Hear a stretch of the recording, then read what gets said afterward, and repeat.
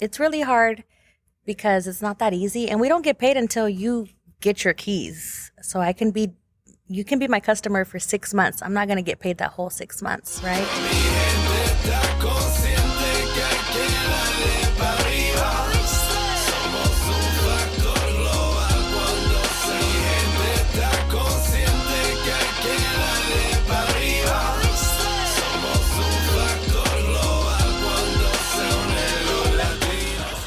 Welcome, you and all, to another episode of the Global Latin Factor podcast, where we talk about, say it with me, Latino everything. You know the motto. Thank you very much for being here. Make sure you go and subscribe to the channel. You already know that it does help us a lot. And like, if I say a lot often, it's because it really means a lot whenever you subscribe to our channel and support. Thank you very much for being here. Today we have an amazing episode because we have a bilingual DFW Dallas-Fort Worth area realtor with DFW Urban Realty and Realty and Airbnb Superhost. Can you believe she made her first deal at 10 years old and she did not even know what she did? Yeah, she has been published on multiple magazines as well. We have Kristen Contreras in La Casa. Hi, how you doing? Hi, what's up, everybody? Hello, thank you very much for being here. I appreciate your time. Yes, thank you so much for having me. Absolutely. I know you stay busy. You have different businesses that you're doing, especially being a realtor. You're always out and about, so thank you for the time. No, thank you so much for having me here. I'm excited. And we're going to start with a segment that some of you already know, Preguntas al Chile. If you don't know about Preguntas al Chile, now is the time to go check out the graphics.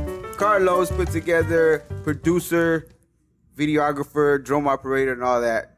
He's been shy about doing an interview with me, but one of these days we'll get him. ¿Lista? Yep, I'm ready. Yes, estoy lista. Tacos o tortas? Tacos. Oh, that's easy, tacos. I love tacos. Corn tortilla or flour tortilla? Well, when I'm on a diet, I'll do corn, but regularly it's flour. Okay, gorditas o sopas? Gorditas. I love rajas con queso. Gorditas de rajas con queso? Yes, that's my favorite. Or frijoles con queso. Too. Yeah, they're good. Sounds yummy. Mexican coca or jarritos? Jarritos. I love what jarritos. Flavor? I like the piña and the lime. Piña and lime. A piña with a torta? That's good. Oh, with the tortas. Do you have, like, these questions are so hard. I know, right? Can I choose both or has to be one or the other? I mean, we will prefer the love for one more than the other, but I can see sometimes it's kind of hard to pick one. It is. So it depends on what I'm feeling. If you want to call it Thai, we'll go with a Thai. Okay. Okay. Agua de horchata, Jamaica, tamarindo. Aguas frescas. Okay, I like horchata and Jamaica. It's like both. Too. Uh-huh. Jamaicas and tamarindo for me. Yeah. I like menudo or pozole? Pozole. And my mom makes the best pozole verde. Really? Yeah. Have you had verde? Okay, so what is the? I don't doubt that your mom's pozole is the best. What makes it so unique or so good? Just the flavor is like perfect. Perfect amount of salt, perfect amount of chile. Everything's good, you know? It doesn't ever lack anything. She makes it with love. Yeah, she makes it with love, a little bit of sauce, you know? And then let me guess, your mom's one of the ones that just yeah, I'm like, Mom, what's the recipe? I don't know, you gotta watch me because I just throw stuff in there, you know? That's how my abuelita is too, so I just have to watch them. I record my grandma making tortillas because she doesn't know. She's like, nomás lo tanteo así. And I'm like, lo tanteo. I'm like, okay, well. That's crazy because they do be tapping into their ancestors. It's just like, they just know the right amount. Yeah. And like you said, every time, years, pozole, still delicious. It's and good. It's just like, yeah. So there's no actual recipe, you know? Like how many cups or teaspoons? Un tablespoon de queso. No. Okay, continuamos. Churros o flan? Oh, flan. I love choco flan. Choco flan. Choco flan is my favorite. Yeah, that's the difference. Yeah. And my tia makes the best flan. Your tia makes the best flan. You have like enough to start a restaurant. You gotta try it. I'm gonna, you know what? She wants to start a restaurant and I'm telling her to do it. Yeah. Next time she comes, I'm gonna save you a slice. Yeah. Well, we'll have to remember a vegan. Don't really eat them, but I'm pretty sure she makes a variation of it. I'm pretty sure I can have it. All right, I got you. I got you. You got me. No dairy, okay. Yeah. Okay, continuamos. Valentina, Tapatío, Cholula, or Tabasco sauce? Valentina. Valentina, yeah. Conchitas, the pastries, the brown ones, the pink ones, or the white ones? Pink. Pink ones. Okay, so this was a different one, totally off the wall, just because Carlos and I like a good conspiracy. a conspiracy theory that when you heard it, it was like, Oh, that has to be true. okay. I think aliens are real. Okay, The so I government do just said believe that in they did. aliens, Yeah. or I feel like we might be the aliens, and the other people are actually normal. You know, I never thought about that. like it's That is flipped. possible. What if we're aliens to them and they're normal? You know They what I already mean? have some kind of label or identity for us that we call them aliens, but Yeah. they already have a particular name for us. It's because the universe is so big, right? If it's really how they say it is. So I just feel like there's another planet with that we can survive on with you ever- life. Have you ever pondered just on how big the universe, whenever they say is infinite, and you grasp that thought that it's infinite and it just keeps going and you just can't really like comprehend that that's Yeah. that big, It's like, where does it end? It's but it huge. never ends. It Right? just keeps going and growing. And so we're like tiny, like a little atom. You know what I mean? It's crazy. If that doesn't humble you in your entire life, but thinking that, it's cool to feel good about oneself, but whenever you see that part that we're like little bitty compared to everything there is, you'll be Yeah. like, wow, It's crazy. it'll be humble. Okay, For so sure. whenever you hear the word Latino, Latina, Latinx, what first comes to mind to you? I think of family, food, and hardworking. Those three things, because the families are big. You know, my grandma had 11 kids, and every Mexican family or Latinos, like I just feel like they're big and they have each other's backs. You know, Yeah. and then My the food grandma is had amazing. 10 10? kids too. Wow, look at that. big. Big family. I love big families, and then we grew up like that. And then you were telling me about the food also. Yeah, food. you Food. have, I amazing was food. I was looking at something and it said they did like a little poll and everyone was asked, "What's your favorite food? What's your favorite?" Everybody said Mexican food, Salvadorian food, Mexican food. Like everybody loves our culture's food, and so the food is big. When you're gonna go to a Latino party, there's gonna be a lot of food, or you're gonna be fed, or your abuelita wants to feed you. My grandma will feed everybody, on her block. One of the yeah. things that makes me think whenever, if anybody was to ask me, is inviting too. How much how welcoming we are. We're willing to feed you without. You're it's automatically completely family. Stranger. Like, sit down. We're gonna feed you good. And, Yeah. we're gonna be asking questions, making That's you true. feel welcome. So. Okay, and do you mind? Do you care if anybody calls you Latina? Do you care for the term? You rather be Mexican American or Mexican? Which one do you prefer? For you, do you care? Do you get offended? No, I love it. Mm-hmm. Like I love being called Mexican, Latina. I wasn't born in Mexico, but I wish I was, Yeah. So I can say like I'm actually from Mexico, but my dad is. So my mom's not. My mom's from here, but I love it. Yeah, it doesn't offend me. Speaking of, let's get into the interview part. I love to ask this question because I like to see the backgrounds of different people, where they came from, and especially their parents and different things like that. So your dad was from Mexico, is from Mexico. What part do you know his journey to the States? He is from Torreon, Coahuila. Yeah. So my dad loves to dance. That's where I got my moves from. So you love to dance. I love dancing, Nice. anything, The only thing I need help on is country dancing. But other than that, I love cumbias, Yeah, but my dad, I believe he got here when he was like 19.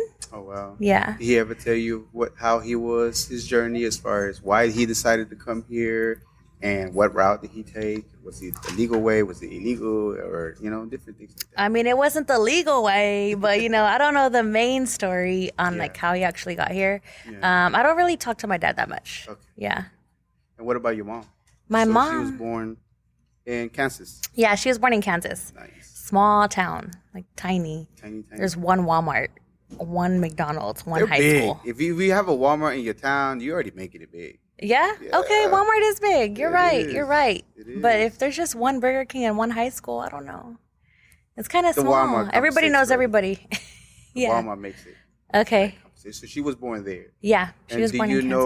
know her history as far as her family ancestry? Like, she's always been there. She's Mexicana too, or where is? Yeah, because my grandparents are from Mexico, and so they came here. I don't know what year, but my grandma like crossed the Rio with. She was pregnant and had my little tios and tias with her, Really? and they were like 3, 4 by herself because my grandpa came over here to work, Wow.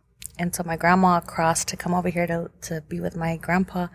And they got here. My mom wasn't born yet when my grandma got here. And then they migrated to Kansas. What because brought them to Kansas? I had some family. My abuelito had primo here in Kansas. So they went to Kansas because they had some family. It's always like that, right? But it's interesting to know that they had to take a leap of faith that they didn't work out. I don't know what part of Mexico were they from? Guanajuato, Las Momias. Yeah. So it's crazy that they decided at a young age to take off, and then you always have like families that are welcoming to show them around and start making their way. And especially being pregnant and having to cross the border. Yeah, I don't know how my grandma is strong. Like she was like almost due, like with my tia, and she came and had all the little kids with her, and they were crossing together.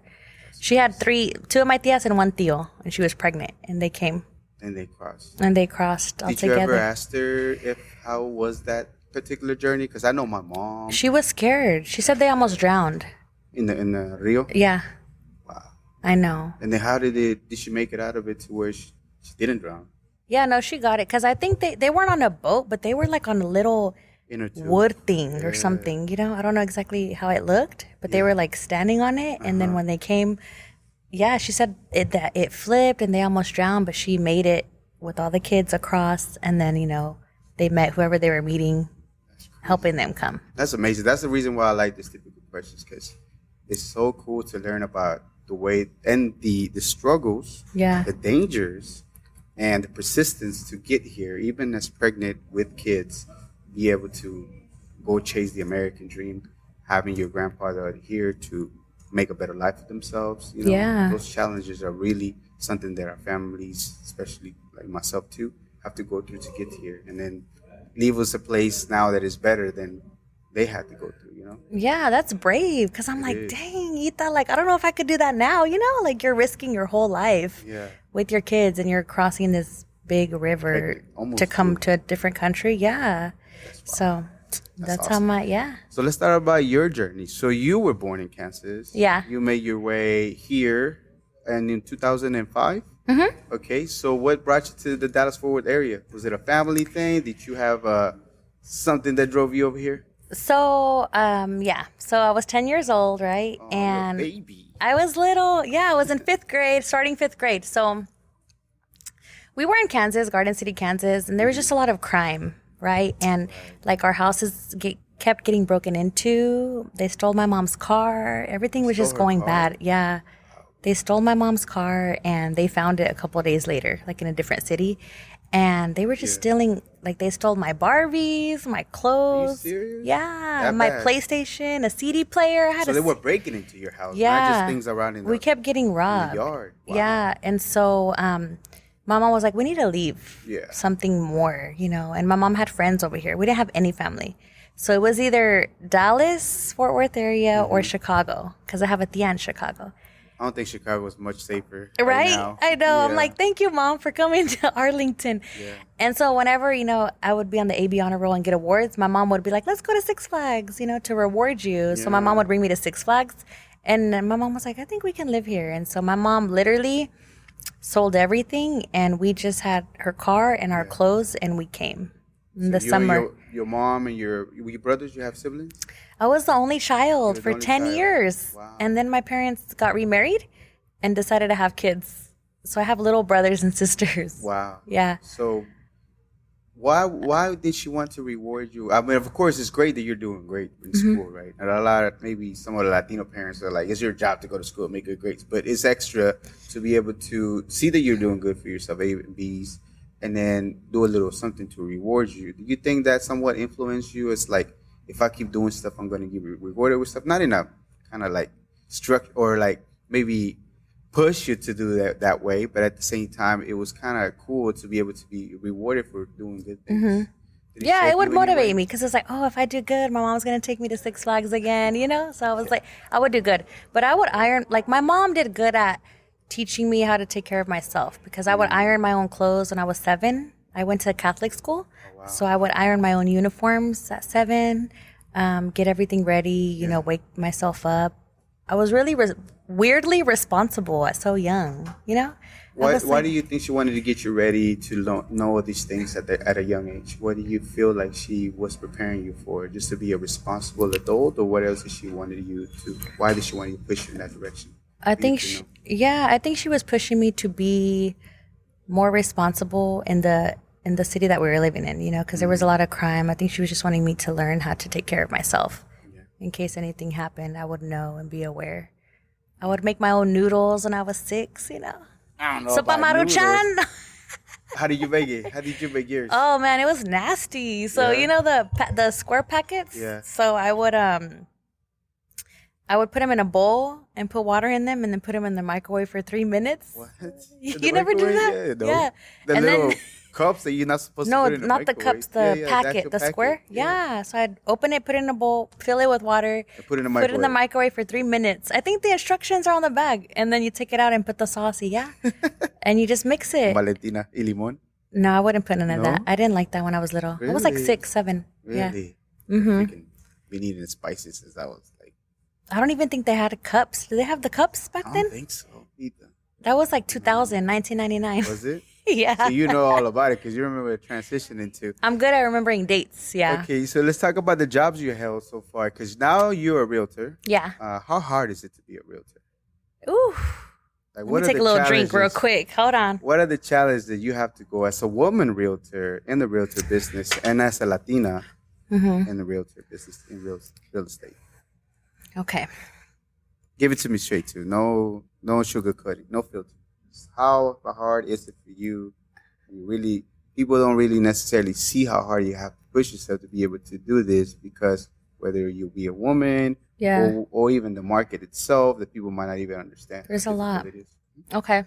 So it's really hard because people think it's easy. You just show a house and then you sign and that's it, right? But we're pretty much like professional negotiators, you know?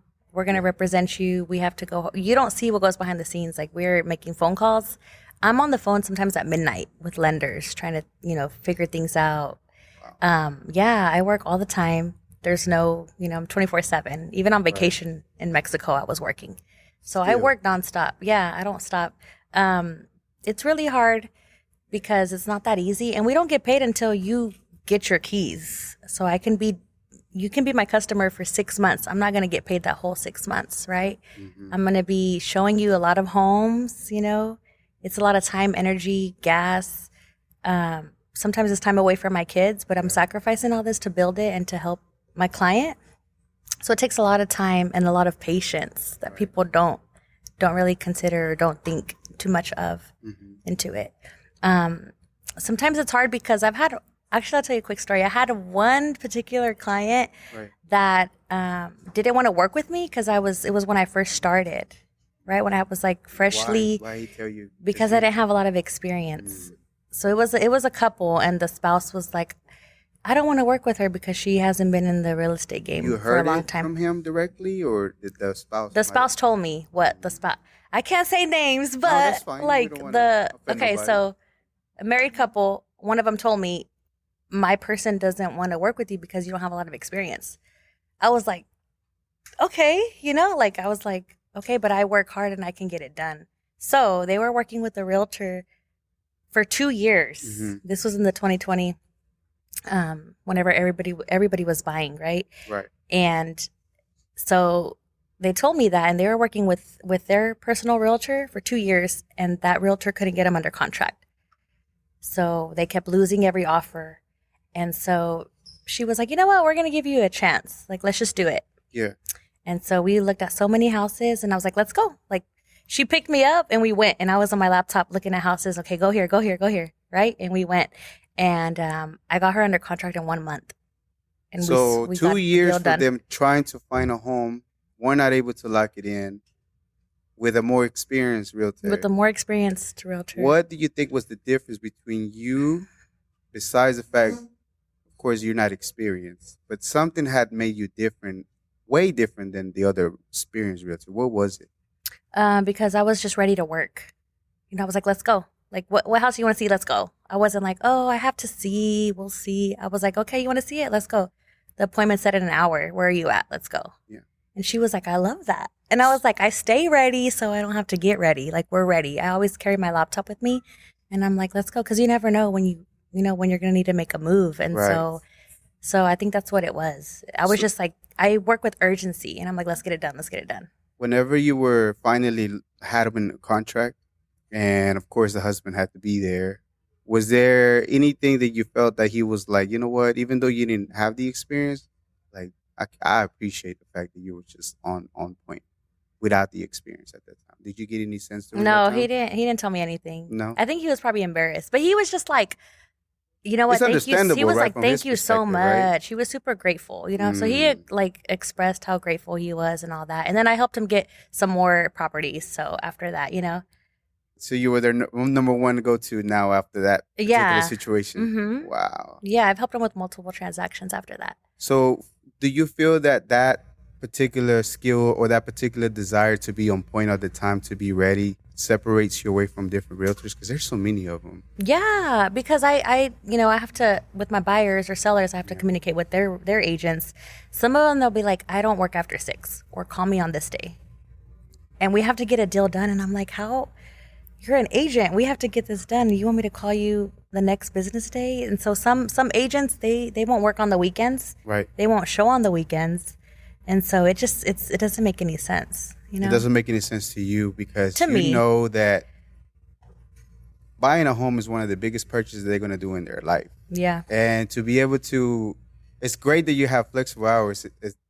You'll be better that like you'll be able to take time off when you want it to, but you know the responsibility that you have whenever they put that in your hands to find them a home, not a house, a home, because eventually it's going to be a home for them. So you take pride on doing that. Yeah, And for sure. that's crazy that you're able to do that because you're right. Some people, after they're established, don't call me after 5, whatever the case might be, or not even the weekends. And a lot of the times I find realtors that are successful during the weekends are the times that are busiest the most. And I'm pretty sure that's the way your weekend goes, right? Yeah, weekends are crazy. I have 8 showings tomorrow. You have 8 showings tomorrow. Yeah. Just tomorrow. Yep. Starting at what time? Starting at 9. All over the place? All over the DFW? Fort Worth, Arlington, Louisville, Richardson, everywhere. So I'll be working tomorrow. And you still have something today? Yeah. No? Maybe? A little bit. Always working, by the way. Always working. Always Okay. responding to emails. You have to, Absolutely. So what were the odd jobs that you did before you found it? Actually, how did you even begin to do a realtor? Where did you find that that's what you wanted to do? Okay, so I always loved MTV Cribs, right? That was my Yeah, show when I was remember little. that. You remember that? Mhm. Nelly's, all them cribs. I loved it.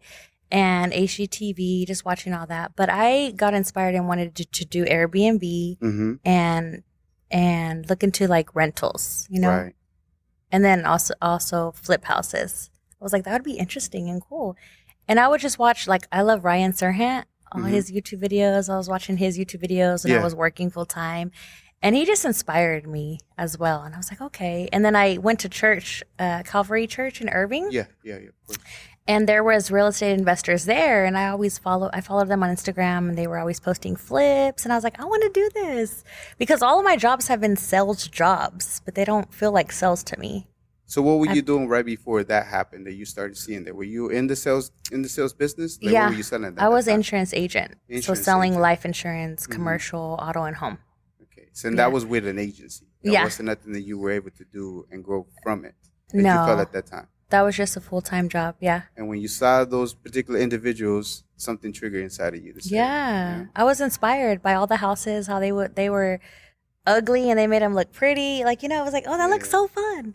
And so I just reached out one day. I still have the message on Instagram, and I was like, hey, how do I get into real estate? He's a member of the church and an investor. Did he And I answer just back? DM'd. Yeah. What did he say? He DM'd back and he's like, I'm going to call you. And we had a conversation, and he gave me a link. He's like, go get your license. Here's the link, and call me when you're done. And that's Okay. what I did. So that's for you, your journey as a realtor. That's the first steps. They send you the link to go get your license. How long did it take you to take your license? How difficult was it? to 9 get your months. license? Oh, okay. Is that so typical time to get your license? Is that because the test is kind of tough? no, I think it's it just depends because it's self-paced, right? So they give you a year to complete it. So you have to take 6 classes, and they're 30 hours each. So 30 180 hours hours. Yeah, you have to learn the law of contracts, everything. So you do that, and then you apply you apply with the state to get your license, and then take your fingerprints, and then go take your test. So it took. How much does it cost to get the test at that time when you took it? Because It was $54. Yeah, $54. 54. I don't know how much it is now, but And then your biometric, that's an additional cost too at that time. Too, yeah, right? your fingerprints, Background check, I'm imagining too. background check. You had to pay. It was like 200 something to pay to apply Oh wow. for my license with the state. Yeah, I probably spent about close to $2,000 from my courses to getting on a broker. So you a brokerage firmly scheme. believe on wanting to sell homes because it was something that you really saw and you were willing to invest that money to get there. Yeah. Yeah. It took me 9 months, and being a single mom working full time, my kids were in sports, soccer, gymnastics, basketball. So I would study when they would go to sleep, and then I'd wake up early, sometimes at 5 a.m. to study. And I would fall asleep with my laptop open, books open. I have composition books of all the notes I would take, drooling, asleep, and then I'd wake up like, oh man, Well, But I you, wanted to study because there's a lot of chapters, quizzes, and tests, and you Yeah. can't go to the next one until you pass the first chapter. Did you ever wake up and they were scribbling and you didn't even understand what you wrote? I had pin all on my arm. Yeah. That's hilarious. So finally, how does it feel whenever you actually get to pass all the tests, all the requirements, you get your actual license, and you get to message the gentleman like, I got it? So it's a 4-hour test. I took my test in September of 2020 on a Sunday, the Lord's Day. That's why I passed. So I took my test 8 a.m. Down here in Dallas. Yeah. And it was 4 hours, but I finished like in three and a half. There's math to it too. You have a national and a state part. Yeah. And man, the math part almost got me. I had to redo them like 3 times because they're very tricky. But I passed the first time, both parts. And they give you your scores right when you walk out of the testing room. Right. It's audio recorded. They record everything. Visual, audio. They check your pants, your legs. You can't have anything, right? They check my glasses, like to make sure you don't cheat. Really? Yeah, it's like hardcore. And so as soon as I passed, like I was like, oh my gosh, like the lady, the test administrator, I was like, I need to pray real quick. I'm so sorry. And in that lobby, I literally got on my knees. Yeah. And I was like, thank you, God, for letting me pass my test. And thank you for all the families' lives that I'm about to change and help. And she prayed with me. Like, she was holding my hands. And I couldn't believe it. Like, my heart literally stopped. And I went in the hallway because, you have to, I think I was like on the 4th or 5th floor. Of course. I went in the hallway. I was like jumping, dancing, called my best friend. And then we went to go celebrate and ate and had some drinks. Was there any tears of joy? Yeah, I was so happy because I was scared because they're saying like, not a lot of people pass on their first time. So I was going in there like, okay, I'm going to try my best, but I know I might fail one of the parts. I don't know, because you never know. Honestly, when I did my insurance test, it took me 6 times to pass that. Really? I kept getting 68, 69. And I was like, what's going on? And so I was like, okay, how is this real estate test going to go? But passing on the first time, I was like, oh my goodness, like I got it, And I studied. I took a boot camp. It was $120, and they pretty much prep you for the exam. Wow. So I'm thankful for that investment because it's a crazy journey as far as just even preparing yourself to try to get the license, to test. Hopefully, you're ready. Yeah. So now that you get your license, do you DM them in and let them know you got it, or you just begin to get into it and start seeing where can you go from there? Yeah, because it was a partnership, so it was 2 guys together. And so I texted them, I was like, I passed. And they're like, you know what? It's so crazy because we get a lot of DMs of people wanting to be a realtor, and we tell them to go study and they never do. And they're like, and you went and did it and did exactly what we told you to do. You can see why, it's though, the team right? that I'm on. But you can see why, though, right? Because it'll be a little bit discouraging of all the things you have to do to be able to get your license. It's not easy. It's not easy. It's a lot of hours, sacrificing, a lot of studying. You have to understand and know. And some of it's not going to make sense. And some of it you don't even use in the real world. Like typical That's school. always what it is. Like yeah. typical school. You don't even use it, you know? But you have to learn it, know it, and then go take your test. So finally now they talk to you, they're partners, and now you start working with them. Mm-hmm. How is it? Well, of course, you told me about the first experience, but how is it that you start beginning to build it started making sense to you, right? Because after a while, learning something new. Everything's like, what's going on? Yeah, I was like, where do I go? What do I do? What do I say? Yeah. So were they good coaches to you to be able to guide you? So like, this is what you need to do. They already guided you to get your license. You got it done. Now what's the next? They're amazing mentors. Just marketing, you know. So when I did reach out to them, they were like, you can market for us. Be our network marketing director. And, you know, and get leads, practice on getting leads. So I was always posting for them. We had like free home buyer workshops. So I would do that. I would help them host, you know, we had free food, pizza, like all that fun stuff. So I was getting the experience while I was studying in that part, you know, and then, so after that, they were great mentors. I'm still on their team. Still the same one? Yeah, it's Casa Real Estate. Awesome. And after that, you start building. So they started building you little by little to be able to be on your own. So when did you feel more comfortable that you were able to start making deals on your own? How long did it take from the time you got your license to your feeling comfortable to be just flying around? What was the next month? So I got licensed in September, and I had my first client in October. Just like that? Which is the ones you told me about? Or was it somebody else? No, it was someone else. Yeah? It was a relative. So that's the cool part. It was a relative, you know. And then got him in October. But you can help him though, right? Yeah. Before you got your license, you weren't able to help him, but now you could. Yeah. You know exactly where to go about it, you know.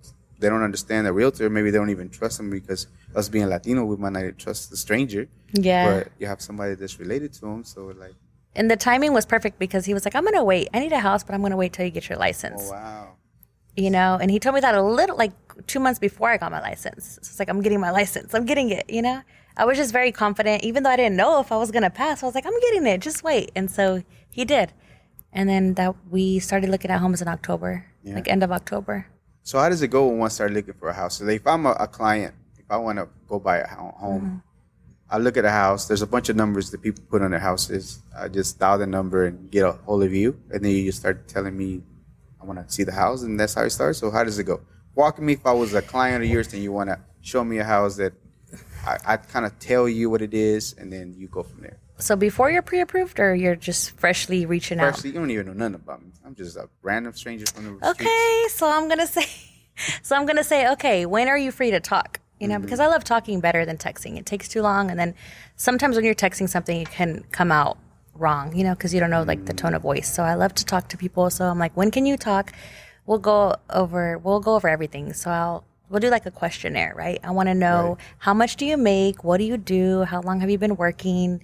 How much money do you have? Do you have a 401k, Roth IRA, any other savings? How much debt do you have, right? What's your credit score? A lot of people, sometimes they don't know their credit score. Right. So we assess your situation. You know, I'll ask you a couple questions just because I need to know what we're working with and how I can help you. And that's building towards the pre-approval first. To see if maybe I'm able even to. So let's say I'm a young 20-something that hasn't really got it together, got a decent job, is making decent money, but haven't made the most financial decisions yet. So are you just completely going to move on from me, or do you offer anything additional to be able to create a path for me to be able to get my things together that maybe in the future, 3 months, 6 months later, maybe I'll be able to revisit with you and possibly start beginning the journey of buying my first home? Yeah, we're going to come up with a game plan based off of your answers, right? So if you tell me my credit's this, then I'm going to connect you with the credit repair specialist or advise on, okay, maybe you need to pay this down. You know, I know they say pay your credit cards below 30%, right? Or try to get it at least between like 0 to 4%, just as low as you can. As low as you can. Yeah, as low as you can. And so I'll just give you tips and advice on what to help build your credit. It just depends what your problem is. But I'm not going to be like, oh, I can't help you, bye. I'm going to be like, okay, next. Bye, next, like MTV, you know, remember that Next TV show? Yeah, I loved that show. Of course. So, but I'm not just going to go, you know, be like, bye, see you later. I'm going to be like, okay, let's stick to a plan. But then it's your responsibility to actually be disciplined and stick to that plan. How often Some people do you don't follow up with them to make sure that they're on the right path? Yeah. I mean, of course, you give them the instructions. People are going to be people. You're right. We're young adults or older adults. You're supposed to know what you're doing. But some people might go the extra step and say, like, hey, just checking on you, make sure everything's going good. Do you have any questions? Everything's been pretty clear. Did I leave you more confused than when you started? And then, so that way you know that 6 months, 3 months, they're going to be on point. Yeah, every 2 weeks. Every 2 weeks you do follow up. Right? Every 2 weeks just to make sure. The fortune is in the follow-up. right? So just to make sure you're on track, because sometimes life gets in the way or you forget. Things happen, and I get that. But sometimes you need that reminder. And sometimes it's like, oh my God, thank you for reminding me. So you're the Realtor alarm. I forgot. Yeah. Realtor alarm of your dreams. Everybody, not everybody, but there's a lot of people that dream of having a home, and that's cool. All right, so now let's say I repair my credit. Okay. I'm good now. Yeah. Seems like I'm pre-qualified. I got everything that I need. What's the next step?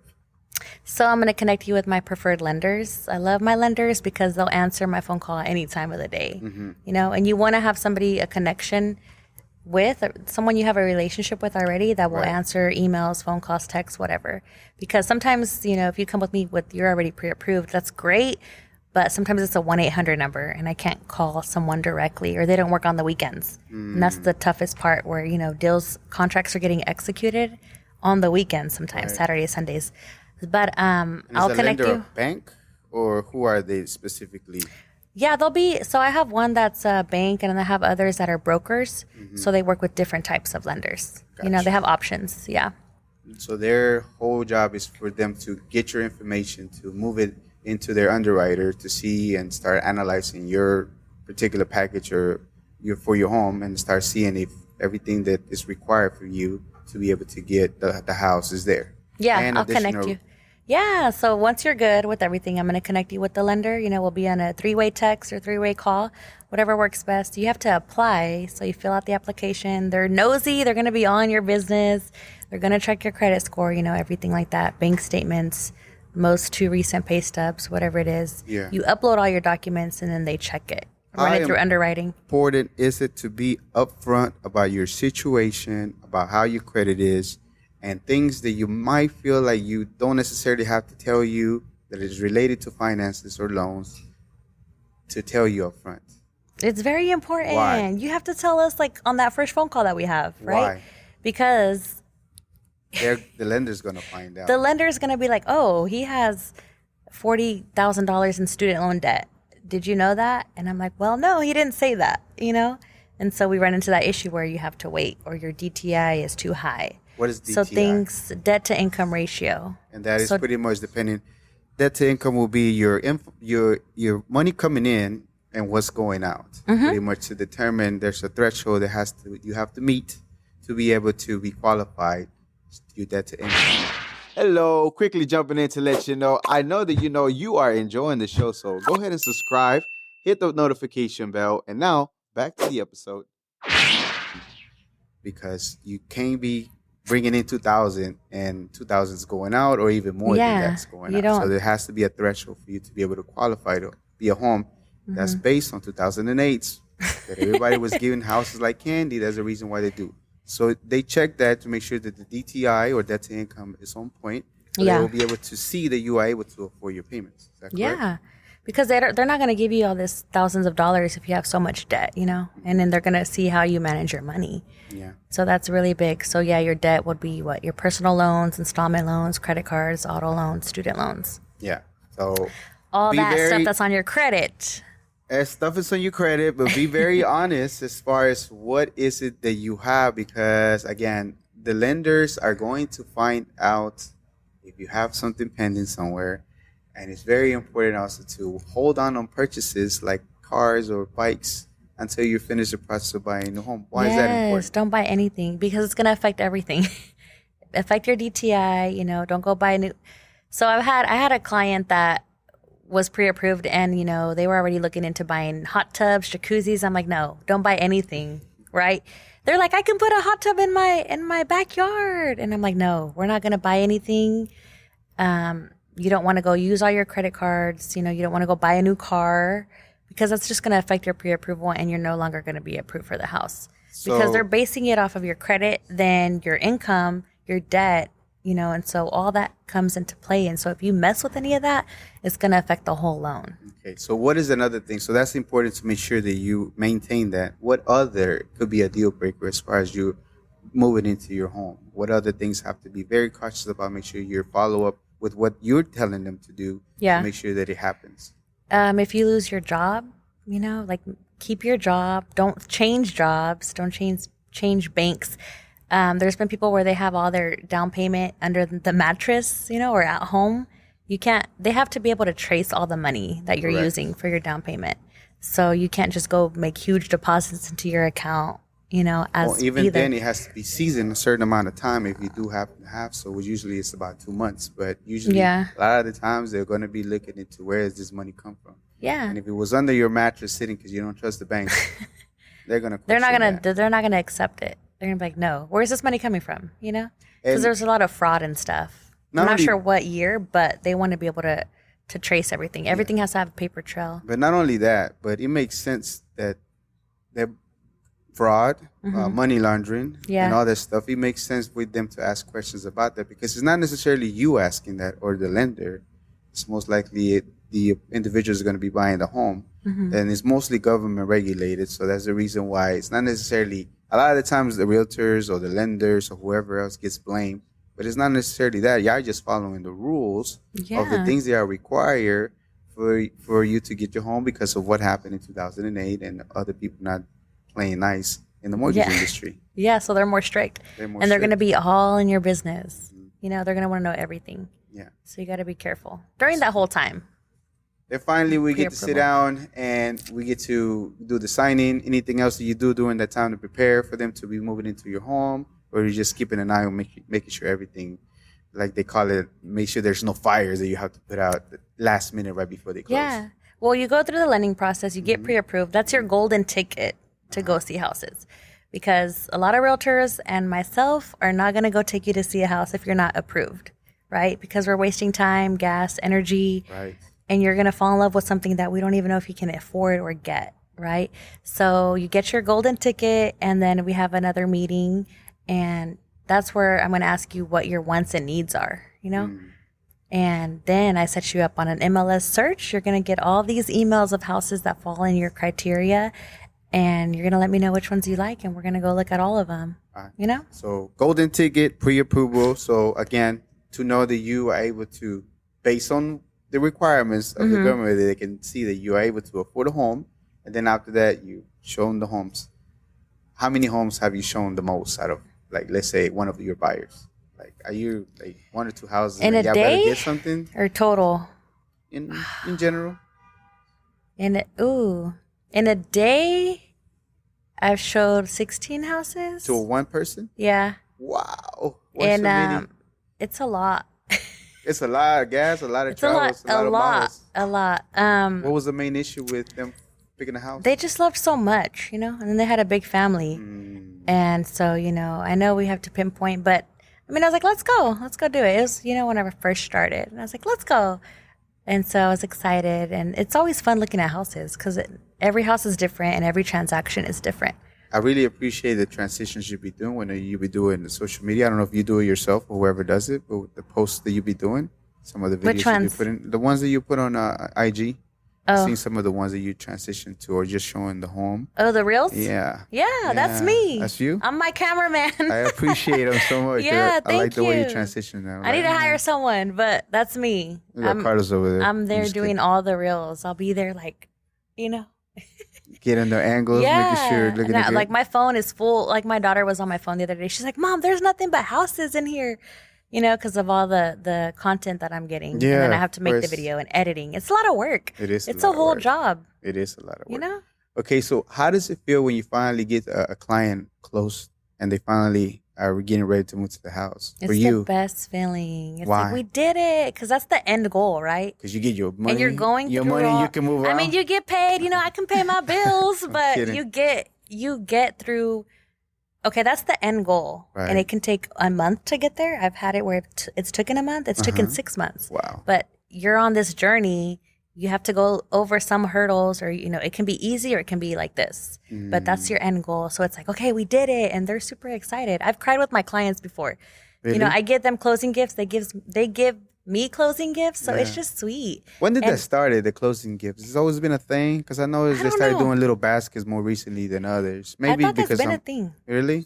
But I don't know what year it started. I know when I got in the game, people have been giving gifts. Awesome. I love giving custom gifts with their names on it. And then the picture with the key, the big key. The picture with the key, that's famous. That's the signature picture. That's pretty cool. But it's fun. It's just like a feeling like we did it, because we're on the phone every day. So me and my clients text every day, phone calls every day. Right. Sometimes I'm talking to my clients at 10 p.m.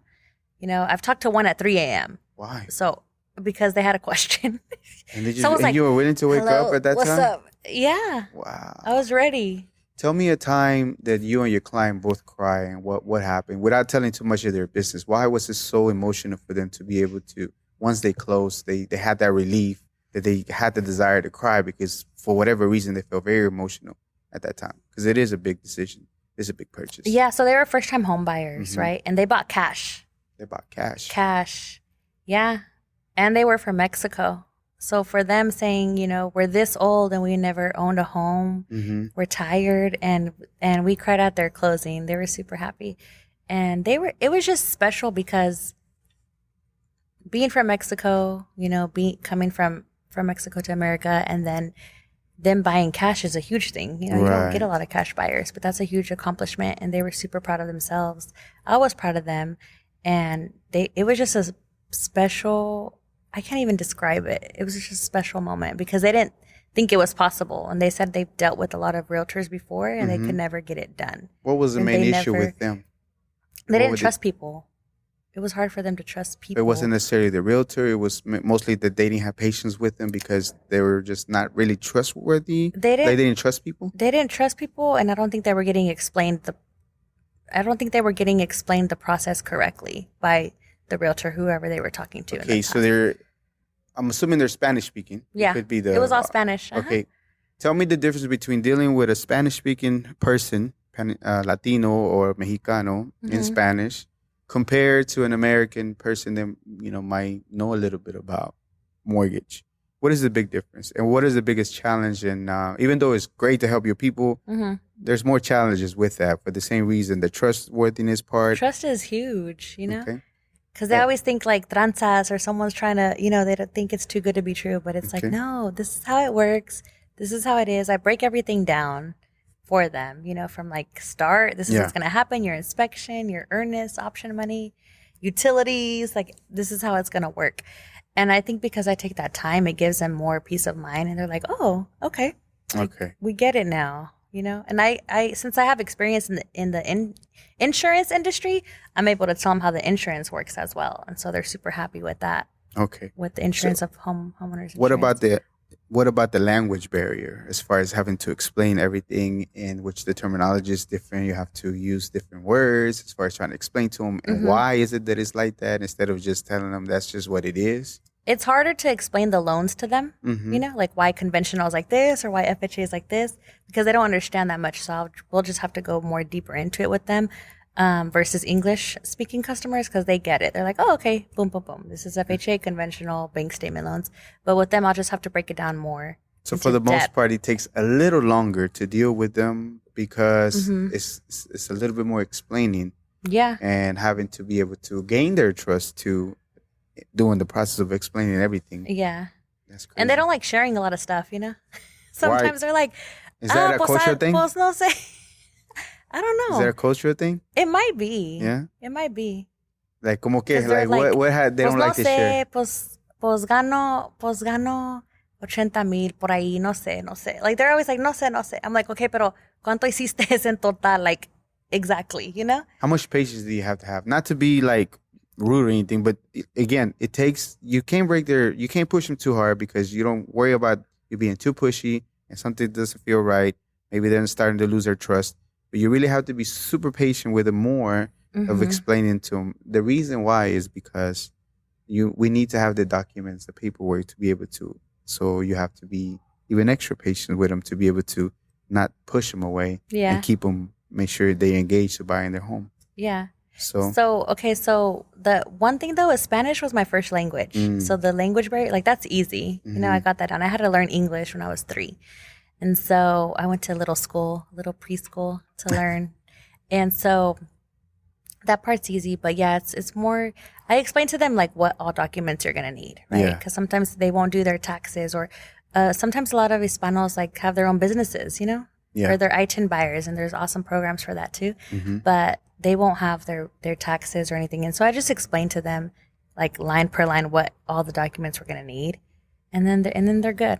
They're good. Yeah. So as long as you give them a I've learned list. to be patient with them, and then they understand. Yeah. And it's not like it's more, I'm not trying to be like, man, come on. Like, they're always asking questions or no one trusts nobody. But it's understandable because it's a new process for them to be able to. Yeah. But I was trying to touch up on the patience because it does take, because I have dealt with them too, as far as having to talk to them and having to be very thorough and line by line explain to them. And once you do that, they'll be able to reciprocate whatever you need, whatever, because you already know what they need it for. It's not for me. That's what they're asking. Yeah. And this is what we need to make it happen. Yeah, it's just more explanation, Yeah. you know, and answering all the questions, of That's course. pretty cool. And they're good, yeah. Okay, so tell me the story about your tia. At 10 years old, somehow she got you engaged on doing your first deal. That's kind of interesting. And you know what? I didn't realize until like probably 4 months ago that it was a real estate deal, and I didn't even know. Okay. I barely came across that. So I was 10 years old. You know, I have family in Kansas still. So I was with my tia, and my mom was over here in Texas, and I was just with her for the summer. She just had a baby, and so she was like, we need, you know, her lease was up at her rental house, and she's like, we need to find somewhere else to live. And so she's like, Mija, will you help me look in this newspaper? And I'm like, yeah, because listings were in newspapers. Do you remember that? Yeah, back in the days. Yeah, and so I was flipping through the newspaper. Man, rent was like real cheap, $400 or $500, you know. And so I was looking through them, and I circled like the ones I think she would like for her. And I'm like, yeah, look at this one. And so she called because it would have the number, like the size of the home, bedrooms, bath, and price, and then the phone number. And so she called the number and made the appointment, and we went to go look at it. It was a townhome. Wow. Yeah, and we toured it, and she got it. She applied and got. Were you the interpreter for her? She knew English. No, she knew English. Yeah, but I just found it for her. Yeah. So the one that I was like, I think you'll like this one. Oh, that's the one she goodness. ended up moving into. It's crazy. That's crazy that you were able to do that. I would just order pizza when I was learning English, and I thought I was accomplished. You got a whole house for your tia. That was like levels. Okay. But to me, I was just helping, you know? Like, I didn't think of it of like, oh, this. Like, I love to help. And I love building relationships. Yeah. Yeah. Why is that? Why do you feel it's important to do that? In regards to, I mean, it's important as a realtor, right? Yeah. But in general in life, why do you feel relationships are important? Good relationships, relationships that are going to make you grow more. Why do you feel it's necessary for you? I just feel like you can learn so much from people. And then I love being genuine, you know, and building that connection, because you never know how far it can go. Yeah. Like, hey, you know, like all my clients, all the relationships I've built, I've gone to their baby showers, their carne asadas. Wow. We spend holidays together. Wow. Another client made ceviche for me, and I went to have dinner with them.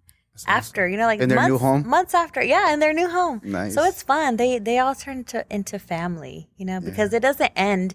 With me, it doesn't end like, oh, here's your keys. Like, bye. Peace. Have a nice life. It's like, how's your house? How's this? You know, how's your baby? How's your granddaughter? Like, it's just, we stay in touch forever.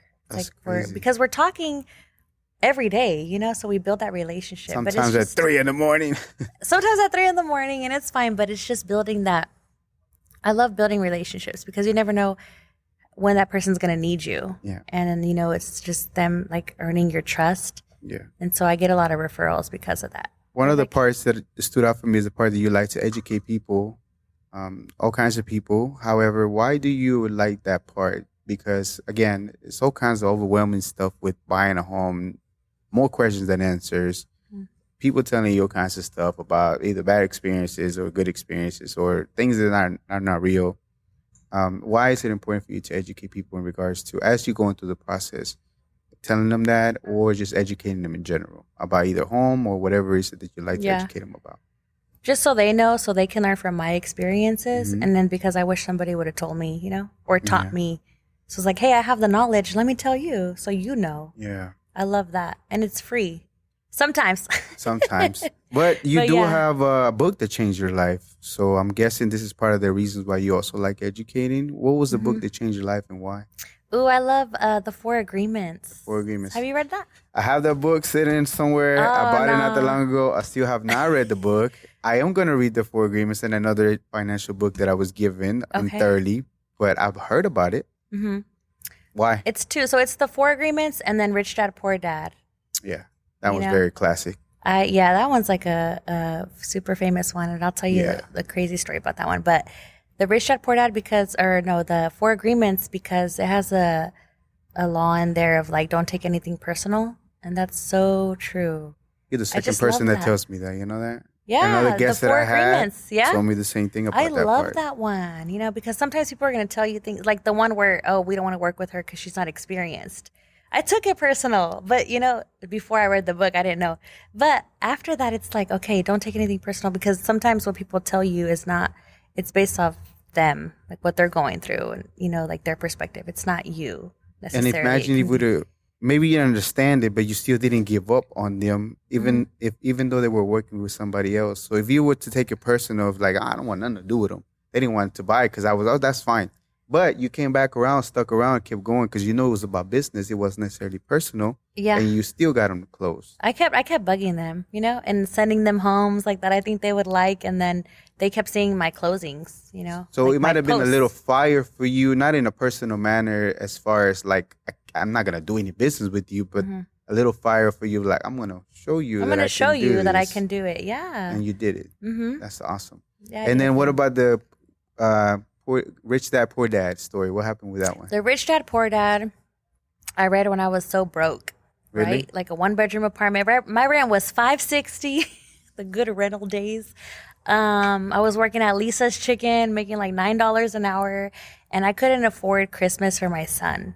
Ouch. And I was like, I can't even buy him anything. I had to go to Mission Arlington, where they had like a Christmas toy drive, and you can go get toys for your kids if you couldn't afford to buy toys for your kids. Wow. Yeah, I did that, and at the very end, they gave a gift for the parent or mom or dad. And they're like, here, you get to pick a gift, and my gift was that book. Like I picked that book, Rich Dad Poor Dad. Oh. Yeah. I was like, this is meant to be. Like, I need to learn more, because I never want to not be able to afford Christmas for my son. I was a teen mom, so I had my son when I was 17. Oh, wow. Mm-hmm. So within those changes and those events, it made you realize that something had to change. Mm-hmm. So did you make a drastic change at that time, or you just knew in the back of your mind, you have more to give? You have more to be able to provide to your kids, so you don't miss out on or having to go to. It's nice that they have those particular services, but it's even better whenever you're able to provide something for your kids. Was it a drastic overnight, or did it take gradually? But at the end of the day, you still had it in your mind. I can do better. I knew I could do better for sure, especially being pregnant and a teen, and I was kicked out, so I was like living out of trash bags and stuff at my best friend's house. Yeah. Wow. When I was a junior in high school, still working full time and then going to school and being pregnant, and a lot of people didn't think I would graduate, and I graduated, working full time, went to college. I dropped out of college though. I don't have no college debt over here. I dropped too. I ain't got no college debt either. You ain't gonna find that in my no credit. College debt. Hey. Nothing wrong with college, but I'm just saying, y'all go to college if you want. If it's for you, it's not for everybody else. It's not required. It doesn't stop you from doing whatever you need to, and getting your license as a realtor. So. Yeah, you don't need to go to college. You just need 180 hours. So how did you get into? We didn't show on time, but I really want to touch up on the part about the Airbnb. So you're a Superhost. I know that while watching the gentleman, Airbnb was in the back of your mind to try to get into it. But how did you decide to go in and be an individual that hosts as an Airbnb, or I don't know what the title would be? I know you said Superhost. Airbnb Superhost. Yeah. Nice. So it was on my list, right? I love to make dream boards every year. So I was like, I want to be, I want to start Airbnb. I didn't know where to start or what, but I watched YouTube videos. All the time. Right? Watch YouTube videos. And like, there's so many resources out here now where you can learn so much from, right? So there's no excuses to not know how to do something. But I would researched, and then, I have a business partner. So we found the home and sublease. So it's called subleasing it, right? And so we don't own the home, but we sublease it. And we just furnished the whole thing, bought everything from Amazon, got tips. Like, I know they like everything white because it's clean. Mirrors have to be in every room. So I got like all the main tips of other Airbnb Superhosts and YouTube. And so I just followed that, ordered everything on Amazon, spent a lot of money furnishing it. And the beds are actually green tea foam memory mattresses. They're super comfortable. Yeah. And that's an important part in Airbnb. The beds have to be comfortable. And so got professional photography pictures done with it. You know, like the guy who does my pictures for my listings, he went and did pictures for the Airbnb, and we posted it. I created an account. You know, got everything legal, LLC. You got to get your legal paperwork done. Of course. Business bank account, all that good stuff, and then posted it. This was last July. What's the name of it? Of what? For the Airbnb business, or is it just under your name, or is it something different? Of the LLC? Oh, it's called Con Luna Getaways. ¿Cómo? Con Luna Getaways. Oh, LLC. wow. Yeah, Nice. Con Luna Getaways.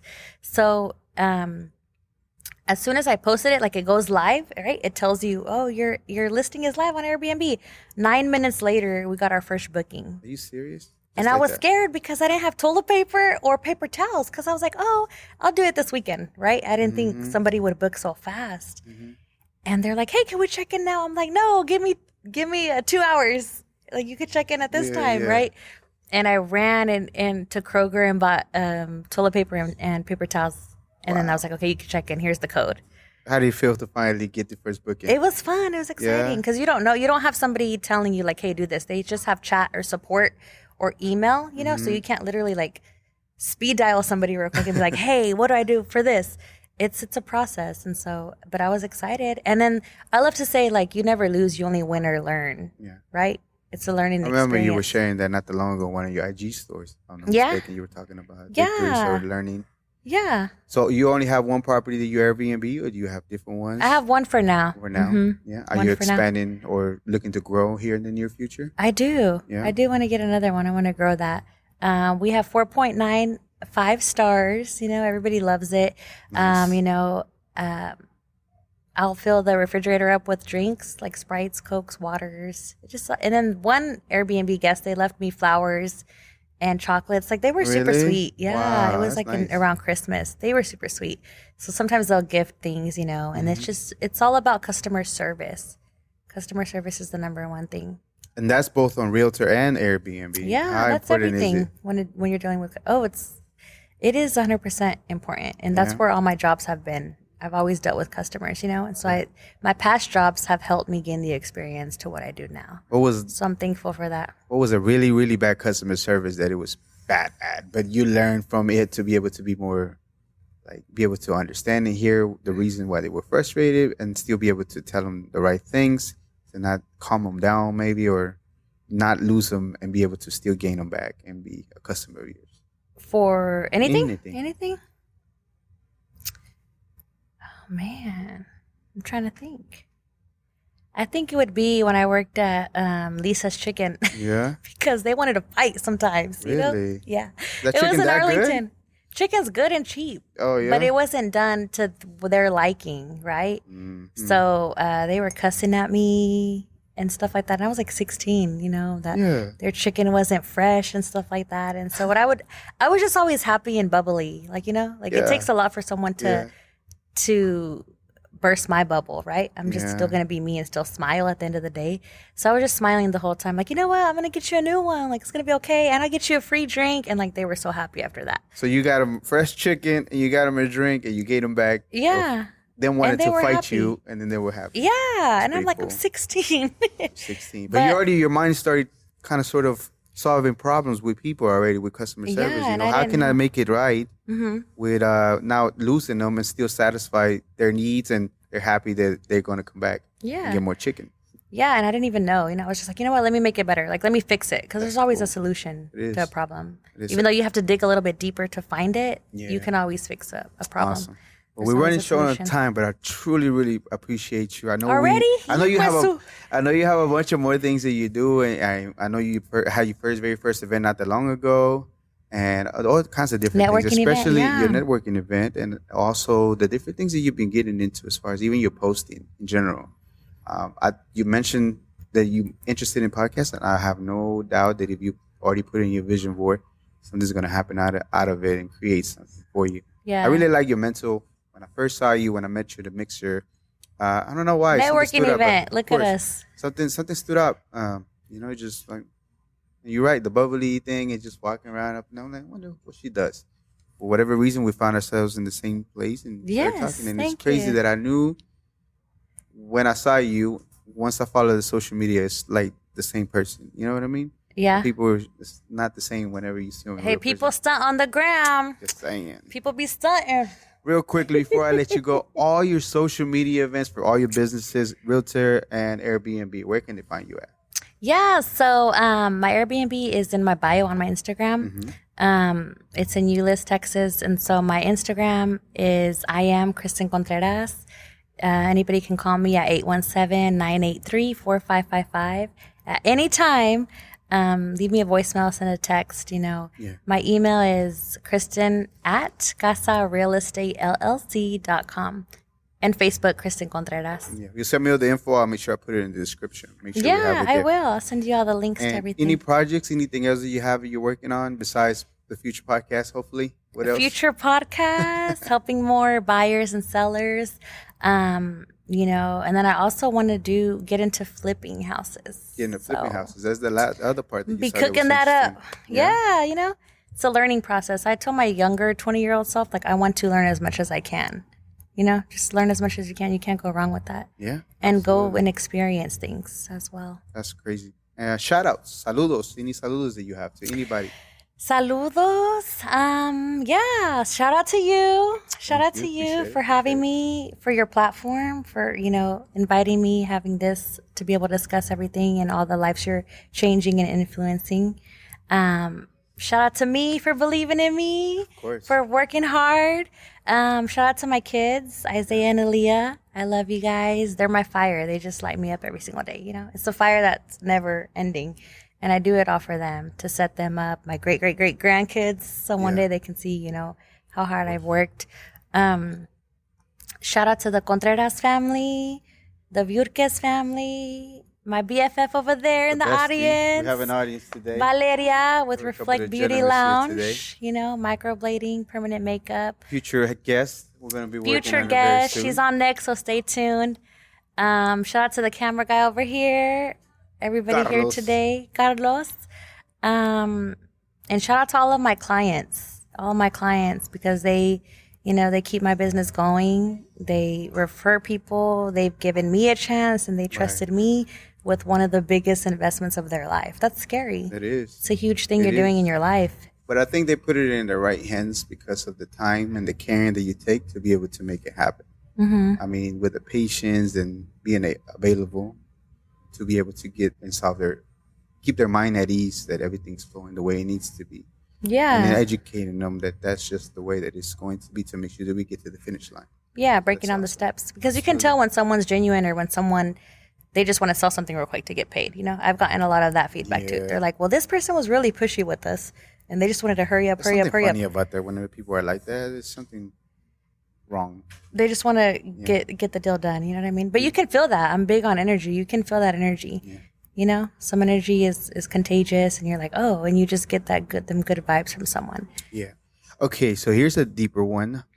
What is an important lesson that you learned of everything that you're doing, whether it be real estate or Airbnb, that you will tell your younger self that will help somebody out? My younger self? Let me see. This is a good one. I have a couple. To understand that there's going to be different seasons in life, right? You're going to struggle. You're going to be successful. You're going to be building. There's different seasons of life. Sometimes you're going to be struggling, but you're not always going to be there. You know what I mean? Right. To believe in yourself, because if you don't believe in yourself, then nobody will. And then also don't let your why be your why not. Like my kids are my why, but sometimes you'll hear people say, I can't do this because of my kids. I'll take my kids to showings sometimes. Like they'll go show houses with me. I'm like, hey kids, let's go. Like they already know the drill, right? Yeah.